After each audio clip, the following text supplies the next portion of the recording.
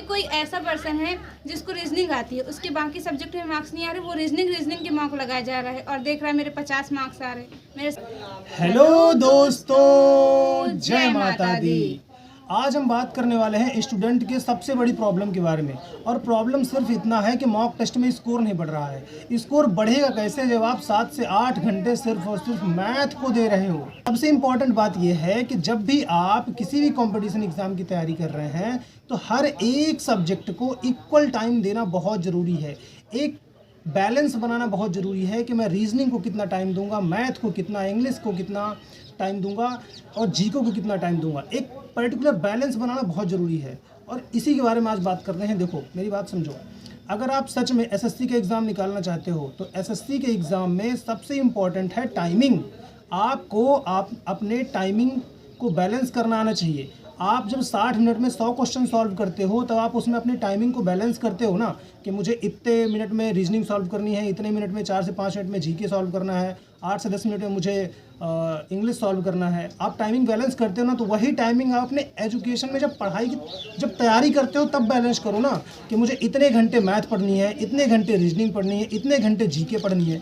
आप ये टाइमिंग नहीं बनाते हो, आप सिर्फ ये बनाते हो कि मुझे मैथ पढ़नी है और इंग्लिश पढ़नी है। ज़्यादातर आपको ऐसा नहीं करना है। आपको हर एक सब्जेक्ट को बराबर टाइमिंग देना है। हाँ, जो सब्जेक्ट आपका वीक ज़्यादा है उसको आप 1-2 घंटे एक्स्ट्रा दे सकते हैं, लेकिन इसका मतलब ये नहीं कि हम 7 घंटे 8 घंटे केवल मैथ ही पढ़ रहे हैं। ये बहुत गलत बात है। आप इसको सुधारिए। अभी भी 20 से 25 दिन बाकी है सीजन प्री के एग्ज़ाम के लिए। अभी भी आप एक सिस्टमैटिक तरीके से टाइम टेबल बना करके अगर पढ़ाई करोगे और वीक पोर्शन पर ध्यान दोगे और मैथ पे ओवर डिपेंडेंट नहीं रहना है। हर एक सब्जेक्ट बराबर नंबर देता है। मैथ भी 50 नंबर की आती है, बाकी सब्जेक्ट भी 50 नंबर के आते हैं, तो आपको हर एक सब्जेक्ट को बराबर टाइमिंग देना। अब देखते हैं हमारी दीदी इसके बारे में क्या कहती है। देखिए, मैथ में भी 50 नंबर मिलने हैं, रीजनिंग में भी मिलने हैं, जीएस में एंड इंग्लिश में भी। आप सिर्फ मैथ करके या सिर्फ इंग्लिश, सिर्फ ऐसा होता है कि जिसको जो सब्जेक्ट, कोई ऐसा है कि जो 10 घंटे 12 घंटे मैथ ही पढ़ रहा है। क्योंकि उसको लगता है मेरी मैथ बहुत वीक है, मैं अपनी मैथ को स्ट्रॉन्ग करना चाहता हूँ।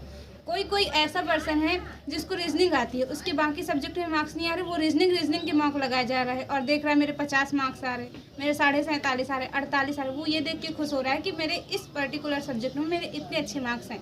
लेकिन कोई भी एक पर्टिकुलर सब्जेक्ट आपकी रैंक या आपका सिलेक्शन डिसाइड नहीं करेगा। एक सब्जेक्ट से सिर्फ 50 नंबर ही मिलने हैं, चाहे वो जीएस हो, चाहे इंग्लिश हो, चाहे मैथ हो या रीजनिंग हो। किसी भी सब्जेक्ट को ओवर टाइम दे के आप कुछ भी हासिल नहीं कर पाएंगे। आप ये देखिए कि मैथ में आपको कौन सा चैप्टर वीक है, किस पे आपको ज़्यादा मेहनत करने की ज़रूरत है।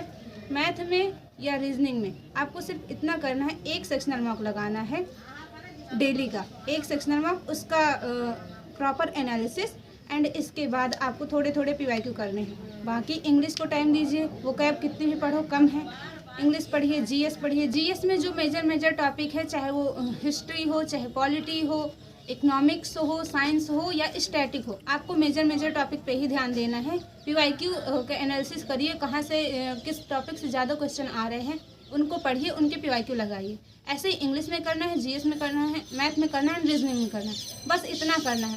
अब आप किसी सब्जेक्ट को 10 घंटे दे रहे हैं, किसी सब्जेक्ट को आप 5 मिनट भी नहीं दे। जैसे कि कोई है कि जीएस तो छूता ही नहीं कि भाई मेरे मार्क्स आने ही नहीं। सही है, जीएस में किसी के मार्क्स नहीं आते, लेकिन जो हमेशा पूछे जाता है, जैसे डांस है, क्लासिकल डांस एंड फेस्टिवल्स है, तो ये हमेशा पूछी जाती है, इनको पढ़ो ना, इनसे ही तो मार्क्स बढ़ते हैं। तो बस आपको क्या करना है, किसी भी सब्जेक्ट पे ज़्यादा फोकस नहीं करना है, हर सब्जेक्ट को इक्वली ही मैनेज करते जाना है, मॉक देना है, प्रैक्टिस करना है, एनालिसिस करना है और अपनी पढ़ाई को कंटिन्यू रखना है। तो सही बात है, जैसा बिट्टी ने बताया है ना वैसा ही करना है। और हम लोग अभी इस टाइम पे सिर्फ और सिर्फ पीवाईक्यू देख रहे हैं। एक सेक्शनल मैथ के लगाते हैं, एक सेक्शनल रीजनिंग के लगाते हैं, एक इंग्लिश का और एक जीएस का। रोज़ का काम है हमारा। आप भी ऐसे ही करिए और कंटिन्यूसली पढ़ाई करिए लगातार। 20-25 दिन जो बाकी है उसमें एक भी दिन का गैप नहीं होना चाहिए, चाहे वो संडे हो चाहे मंडे, कोई भी दिन। ठीक है, इसी उम्मीद के साथ कि आप लगातार पढ़ाई करेंगे। जय माता दी।